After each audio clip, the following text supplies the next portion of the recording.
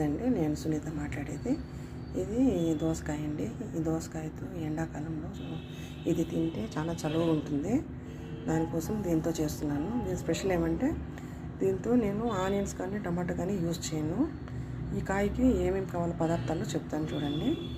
ఇది ఒక అర్ధ కప్పు పప్పు అండి, ఒక గట్టిగా కలిపి పెట్టుకున్న చింతపండు అండి. ఇది ఇక్కడ 2 స్పూన్స్ ధనియాలు, 1 స్పూన్ జీలకర్ర, 1/2 స్పూన్ మెంతులు, ఒక 12 మిరపకాయలు. కారానికి మీకు ఎంత కావాలో అంత వేసుకోవచ్చు.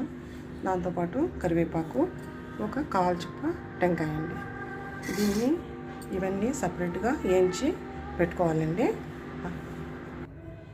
ఇలా కుక్కర్లో ఆ పప్పుని కడిగి అర్ధం నీళ్ళు పోసి పెట్టానండి. దీంట్లోకి కొంచెం పసుపు వేసి ఇలా దోసకాయని కోసి పెట్టుకున్నాను. తోలు తీసి గింజలు తీసి దాన్ని దీని లోపలికి వేసేస్తానండి.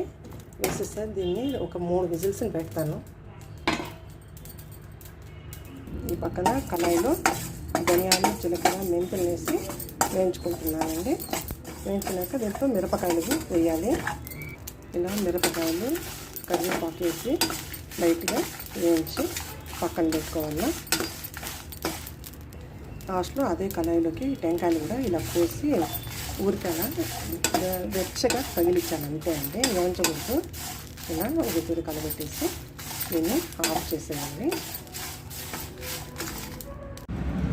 ఆరెంజ్ని మిక్సీలో వేసుకొని రుబ్బుకోవాలండి. ఇలా మసాలాని రుబ్బి పెట్టుకోవాలండి. కుక్కరు ఆరినాక దీన్ని ఓపెన్ చేసి దీంట్లోకి మిక్స్ చేయాలి. ఇలా ఓపెన్ చేసిన కుక్కర్కి కొద్దిగా ఉప్పు, చూడండి ఎంత కావాలో అంత ఉప్పు వేసుకోండి. ఇది రుబ్బిన మసాలా అండి. దీనిని దీంట్లోకి ఇలా వేసుకొని కలుపుకోవాలండి. మిగిలింది మిక్సీ జార్ కడిగేసి ఆ నీళ్ళు కూడా పోయొచ్చు. ఇది చాలా గట్టిగా అయిపోతుంది గ్రేవీ అయినాక. ఇలా కొంచెం లో ఫ్లేమ్ పెట్టి బాగా కలుపుకోవాలండి, బాగా మిక్స్ అయ్యేటట్టు.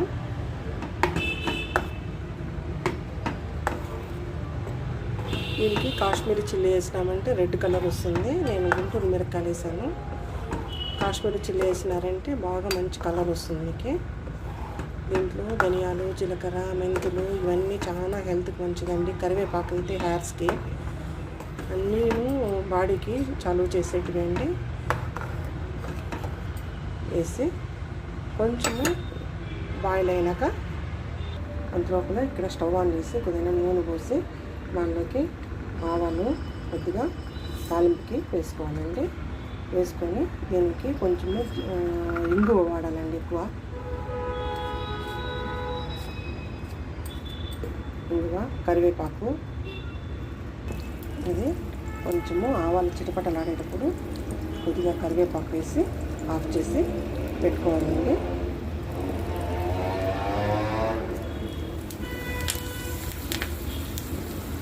లోపల ఇది బాయిల్ అవ్వడం, అది ఉడకడం స్టార్ట్ అయిందండి. ఇది కొంచెం ఉడికేటప్పుడు చూడండి ఒక చిటికెడు బెల్లం అండి. బెల్లము వేటుకున్న బాగుంటుంది. ఇక్కడైతే కొంచెం బెల్లం వేస్తే మంచిదని వేస్తారు. పెద్దోళ్ళు ఏం చెప్పినా మన మంచికే కదండి, అందుకు నేను కొంచెం బెల్లం వేసాను. దాంతోపాటు కొద్దిగా కలిపిన చింతపండు అండి. మనం టమాటా వేయి కాబట్టి చింతపండు కొద్దిగా పోసుకుంటున్నాను. అంతేనండి, ఇది అయిపోయింది. ఇది ప్రిపేర్ చేసిన దాన్ని పోస్తే సరిపోతుంది. కొంచెం ఉడకనండి. ఉడికినాక దాన్ని పోసి ఆఫ్ చేసి పెట్టుకున్నాము. చూడండి బాగా బాయిల్ అవుతుంది.